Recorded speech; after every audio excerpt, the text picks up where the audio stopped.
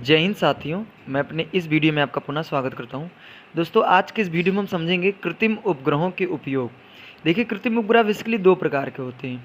पहला नंबर तो होता है भू स्थिर या तुल्यकालिक उपग्रह और दूसरा नंबर होता है ध्रुवीय उपग्रह। तो उनका हमने वीडियो बना के ऑलरेडी यूट्यूब में डाल दिया है, तो आप उसको देख लीजिएगा। अब आज हम लोग समझेंगे जो भू स्थिर और तुल्यकालिक उपग्रह, इनका यूज कहाँ कहाँ होता है। हालांकि वहाँ पे भी हमने बता दिया है कि उनका यूज कहाँ है, लेकिन उतना ज़्यादा डीप में नहीं बताने का प्रयास किया है।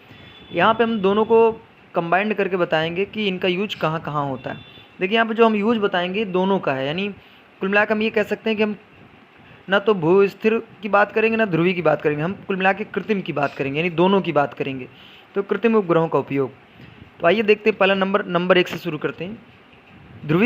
कृत्रिम उपग्रहों का उपयोग में नंबर 1 है, अंतरिक्ष में स्थित वायुमंडल की विभिन्न परतों के अध्ययन में इनका किया जाता है यूज।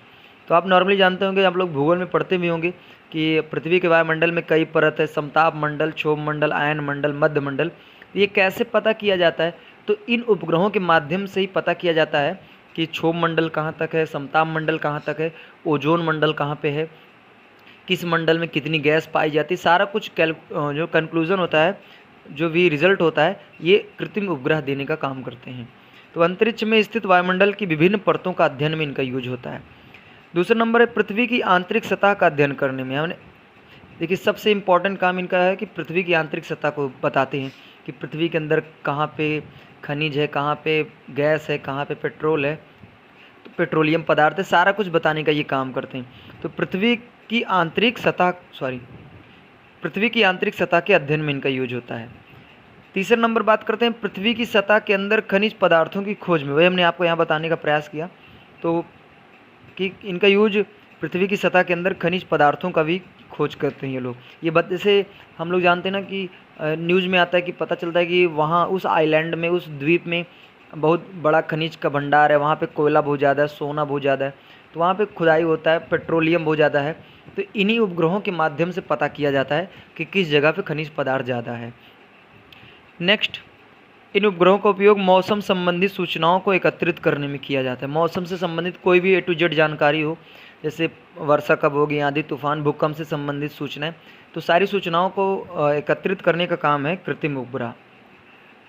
नेक्स्ट हम लोग समझते हैं दूरदर्शन कार्यक्रमों के प्रसारण में भी इनका यूज होता है। तो नॉर्मली हम जानते हैं कि जो हमारे यहाँ टीवी हो, कुछ भी एंटीना डिश जो भी हम लगवाते हैं, तो इन्हीं के माध्यम से, क्योंकि कभी कभी क्या होता है कि जब सिग्नल नहीं पकड़ता है तो टीवी में दृश्य अच्छे से नहीं दिखता है।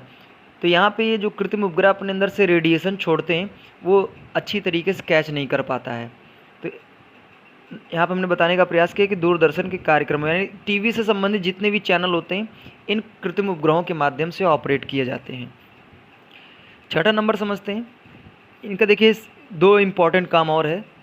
देखिए, विमान चालकों को दिशा ज्ञात कराने में इनका यूज होता है।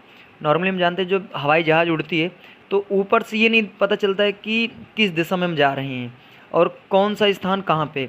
तो इन उपग्रहों के माध्यम से सारा कुछ लोकेशन हमको मिलता रहता है, रेडार के माध्यम से। तो विमान चालकों अर्थात पायलट को दिशा ज्ञात कराने में इनका यूज होता है।